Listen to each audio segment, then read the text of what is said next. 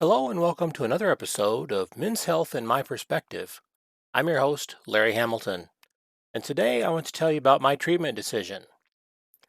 So, about a week or so after the biopsy, I got my results, and 8 of the 12 sampled areas showed signs of cancer. And of the other 4 samples, one had some sort of abnormalities called atypical small acinar proliferation, or ASAP. So, only 3 samples showed normal tissue. 7 of those samples were all slow growing with low aggression. The fancy terminology is invasive prostatic adenocarcinoma. So, 2 of the samples also had signs of what are called perineural invasion. That means that it's getting close to the nerves. And basically, according to the urologist, he confirmed when I said, so basically, my prostate's full of cancer. And he said, yes. And he said it was best to act before it spread beyond the prostate. And from what he could tell from the digital rectal exam and the ultrasound, it didn't appear to have any irregularities that would indicate that it had spread beyond the prostate. And he estimated that my prostate was about twice normal size. What are the treatment options? There are 3 typical options. There's radiation, freezing or cryosurgery, and then surgery. So radiation is good in that it preserves the nerves and your bladder and everything should be okay. However, its drawback is it has a side effect that in 15 or 20 years, you have to deal with the tissue damage and possible secondary cancers like bladder cancer, bowel cancer, and so forth. And due to my age at diagnosis, I was 55 and a half at the time. My urologist didn't think that radiation therapy was a good option because I could be dealing with lots of complications when I hit my 70s. And he said this is usually a better option for those who don't live long enough due to their age to experience the delayed effects. So if I was 70, radiation would probably make better sense. The other problem with radiation is that it damages the tissues, basically think of cooking them, and it makes surgery not necessarily a viable option. So that was another point in favor of surgery. The freezing or cryosurgery basically destroys the prostate and all the cancer, but it also destroys all the nerves and those nerves that control sexual function.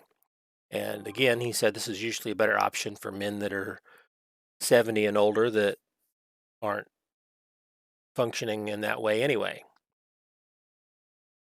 And surgery, well, there's the old fashioned surgery where they just basically cut you open, called open surgery. But nowadays, it is robotic assist laparoscopy.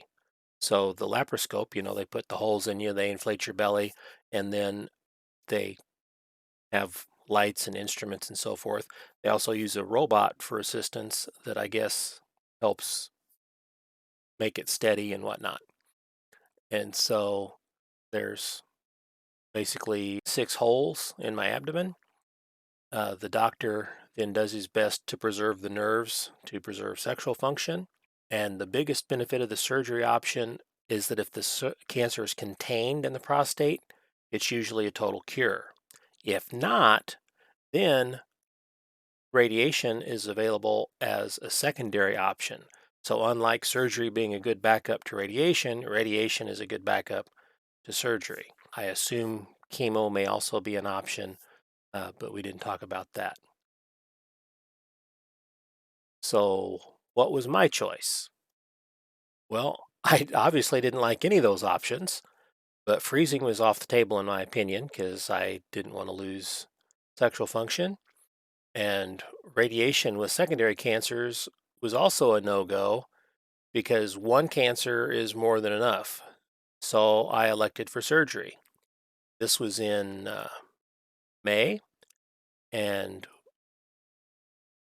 when I made the decision for surgery, it was supposed to be in July, but due to all the backup with COVID putting things off the rails, it ended up not being until the end of August. So I'll get more into detail in a future episode about waiting for surgery, preparation for surgery, and surgery and recovery. But I wanted to lay out what my decision was, and you can also read about it on the front page of my blog at menshealthandmyperspective.com. As always, if you have any questions about prostate cancer, prostate health, men's health in general, please share them in the comments below. And you can also follow along on my blog at menshealthandmyperspective.com and my Twitter at mensmy and my Facebook at Men's Health in My Perspective. I hope that if you are dealing with prostate cancer and how to move forward, I hope that you've caught it early and that you're able to get it treated in a way that is successful and ensures a long and healthy life beyond that. And if you have a man in your life, or you are a man, or you have a prostate, be sure you're getting it checked with a PSA test on your annual blood work, your annual physical. Thank you all for watching, and I hope you have a wonderful day.